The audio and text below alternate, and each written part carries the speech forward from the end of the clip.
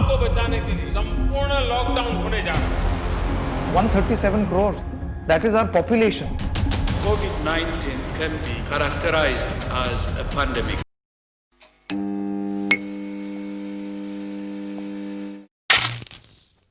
नजरिया एक्सरिया के इस सेगमेंट में हम बात करने जा रहे हैं कोविड-19 और इसके संभावित वैक्सीन के बारे में। आज कोरोना से परिचित हुए हमें 8 महीने हो गए हैं। हर देश इससे लड़ने के अलग अलग तरीके अपना रहा है। जहां ताइवान जैसे देश शुरू से ही बचने की कोशिश करते हैं और अपने देश को इस कहर से बचा पाते हैं, तो वहीं कई देश जैसे अमेरिका, ब्रिटेन, ब्राजील और इंडिया लेट से जागते हैं और पूरे देशवासियों को खतरे में डाल देते हैं। पर गलती इनकी भी नहीं है। ग्लोबलाइजेशन के इस माहौल में जो थोड़ा सुस्त पड़ गया, वो इस ट्रेड डिपेंडेंट इकोनॉमी में पीछे छूट जाएगा। पहली गलती चाइना की है और दूसरी गलती वर्ल्ड हेल्थ ऑर्गेनाइजेशन की और फिर देशों की और उनके लोगों की। कोरोना फैलाने के जिम्मेदार लोगों के बारे में जानना है तो आप हमारी ये वीडियो देखें, आप क्रोनोलॉजी समझ पाएंगे। अब गलती तो हो गई और आज पूरी दुनिया संक्रमित घूम रही है।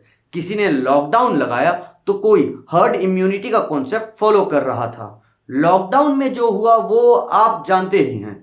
सब काम धंधा और मार्केट बंद पड़ा था कि लोग घर से बाहर ना निकले और संक्रमित ना हो जाएं। ये एक डिफेंसिव अप्रोच रहा है।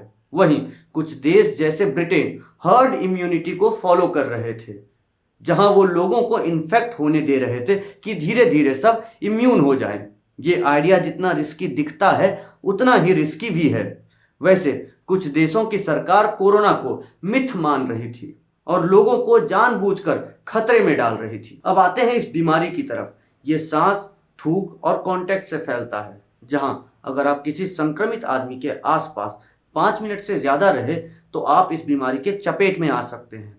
जो इस बीमारी से अछूते रह गए हैं वो अपने आप को भाग्यशाली समझे, पर लक हमेशा साथ नहीं देता। इसीलिए तो हम बार बार आपसे गुजारिश करते आ रहे हैं कि सरकार की गाइडलाइन को फॉलो करें, हमेशा मास्क पहने रहे, चाहे आप घर पर हो या बाहर। हम मानते हैं कि मास्क से घुटन महसूस होती है, तो जब आप घर पर या अपने रूम पर अकेले हो तभी मास्क हटाएं। साथ ही हाथों में ग्लव्स पहने रहे। सैनिटाइजर एक ऑप्शन है, पर हाथों पर high concentration alcohol based sanitizer use करने के अपने ही नुकसान होते हैं। इसीलिए आप ग्लव्स पहने और ग्लव्स सैनिटाइज करें। बाकी ग्लव्स हटाने के बाद अच्छे से हैंड वॉश करें।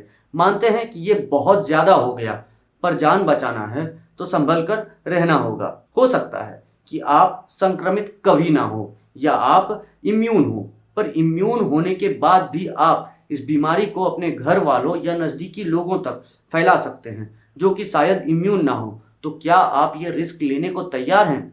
अगर आपका जवाब है हाँ, तो ये वीडियो देखें और फिर से विचार करें। मैं आपको एक चीज़, कॉल आने के बाद कॉल कट गया मेरा। ये आपने देखा, ये 2 दिन से बड़ी डेड बॉडी पड़ी हुई है। आप ये देख सकते हैं, देखिए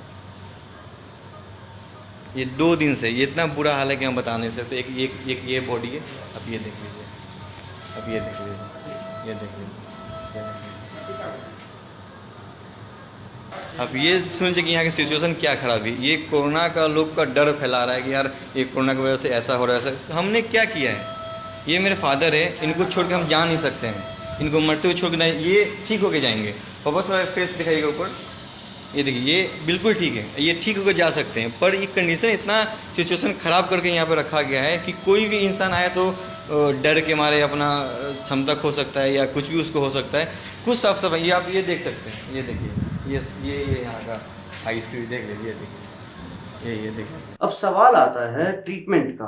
तो ये बीमारी ठीक हो सकती है, पर इसका मतलब ये नहीं कि आप खुशी खुशी बीमार पड़े। और ये हम इसलिए कह रहे हैं क्योंकि समाज में जब हम बच्चे, बड़े और बुजुर्ग लोगों को कैजुअली बैठे देखते हैं तो ऐसा लगता है कि उनको कोई फिक्र ही नहीं। हमारा काम है बताना, आप सुनेंगे तो बचे रह सकते हैं, बाकी भैया आपकी मर्जी, पर देश पर बोझ ना बने। जब अमेरिका जैसे देश, जो कि दुनिया की सबसे बड़ी इकोनॉमी है, आसान भाषा में बोले तो ये सबसे अमीर देश है, वहां के हॉस्पिटल की कमर टूट गई, तो भारत जैसे देश जहां के हॉस्पिटल्स की इतनी बुरी हालत है, सोचिए यहाँ क्या होगा। सोचने की जरूरत नहीं है, आप कोई भी न्यूज चैनल खोलें और देख लें। अब भारत में ही देखें तो शिक्षित राज्य कैसे परफॉर्म कर रहे हैं।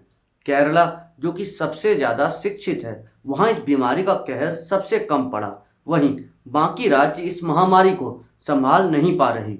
बिहार जैसे गरीब और कम शिक्षित स्टेट की हालत ऊपरी तौर पर सही लगती है, पर वहीं आप डेटा देखें तो बिहार में पॉपुलेशन के मुकाबले केसेस कम हैं, पर यह कोई राहत की बात नहीं, क्योंकि आपको ये भी चेक करना चाहिए कि आपका स्टेट कितना टेस्ट कर रहा है। जहां महाराष्ट्र और दिल्ली टेस्ट ज्यादा कर रहा है, वहां पेशेंट्स भी ज्यादा मिल रहे हैं, वहीं बिहार इनके मुकाबले कम टेस्ट कर रहा है तो केसेस भी कम मिलेंगे। अब समझिए कि अगर आपका बच्चा एग्जाम में बैठे ही नहीं तो पास और फेल कैसे पता चलेगा, और अगर कुछ पेपर्स में फेल होने के बाद वो टेस्ट देना ही बंद कर दे तो डेवलपमेंट का कैसे पता चलेगा।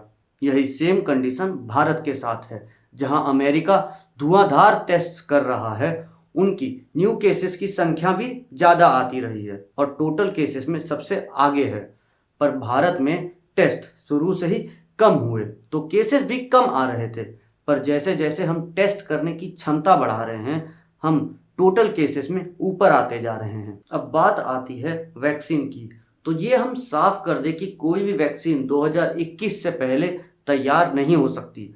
अगर हम बहुत लकी रहे तो शायद इस साल के अंत तक में कोई प्रोबेबल वैक्सीन तैयार कर पाए। वैक्सीन बनाने की प्रक्रिया बहुत लंबी होती है, अगर कोई इस प्रक्रिया को पूरी तरह फॉलो करे तो भी वैक्सीन बनने में 6 महीने से ज़्यादा का समय लग सकता है, वो भी तब जब आपके पास सही वैक्सीन बनकर तैयार है और अब सारी टेस्ट करनी है, और वो वैक्सीन हर टेस्ट में बिना फेल हुए पास कर जाती है। तब कुछ दावेदार वैक्सीन हैं जो कि कुछ टेस्ट में पास हुए हैं, पर अभी उन पर कई और टेस्ट होने बाकी है।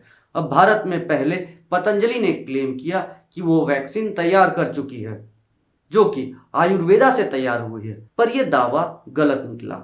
उनका कोरोना किट सिर्फ इम्यूनिटी बढ़ाने में मदद करता है, पर यह तो च्यवनप्राश, दूध हल्दी या तुलसी पत्ता भी करते हैं। तो ऐसे दावों से ही लोगों का आयुर्वेदा से विश्वास कम होता जा रहा है। अब आते हैं आईसीएमआर के दावों की तरफ। आईसीएमआर ने दावा किया कि वो 15 अगस्त तक में वैक्सीन तैयार कर लेंगे।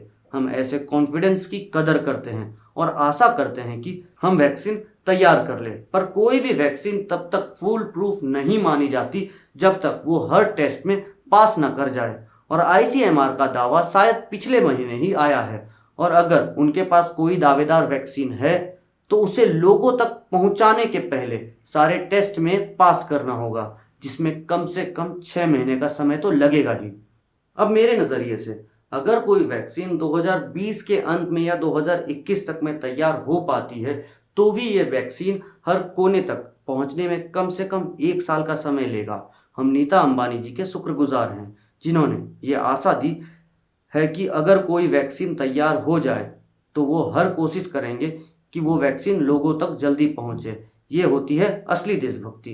अब जब तक कोरोना का वैक्सीन तैयार नहीं होता और लोगों तक पहुंच नहीं जाता, तब तक हम लोगों से गुजारिश करेंगे कि गवर्नमेंट के गाइडलाइंस को फॉलो करें, सोशल डिस्टेंसिंग का पालन करें। वहीं हम सरकार से गुजारिश करते हैं कि वो ज़्यादा से ज़्यादा मात्रा में टेस्टिंग करें। अब तो आईसीएमआर ने कोरोश्योर नामक सस्ती टेस्टिंग किट भी बना दी है। बदनामी के डर से आप अपने देशवासियों को मरने नहीं दे सकते। वहीं हमारे लोगों से अपील है कि आप अपना बचाव खुद करें। आप सरकार पर प्रेशर डालें कि वो टेस्टिंग ज़्यादा से ज़्यादा पैमाने पर करें। बाकी स्वस्थ रहें, आज जिंदा रहे तो कल का कल देखेंगे। हमारी बातों से अगर आप सहमत हैं तो हमारे चैनल नज़रिया एक जरिया को सब्सक्राइब करें, और अगर कोई सजेशन, रिक्वेस्ट या डिमांड हो या फिर आप अपना नज़रिया बताना चाहते हैं तो कमेंट करें। वीडियो अच्छा लगा तो लाइक करें और इस नज़रिया को लोगों तक पहुंचाने के लिए शेयर करें। हमारे साथ लगातार जुड़े रहने के लिए आप हमें इंस्टाग्राम, ट्विटर पर फॉलो कर सकते हैं। हमारे सोशल मीडिया का हैंडल ऊपर कोने में और नीचे लिंक डिस्क्रिप्शन में है। आज के वीडियो में इतना ही। अगली बार हम बात करेंगे भारत के एजुकेशन सिस्टम पर। जी धन्यवाद।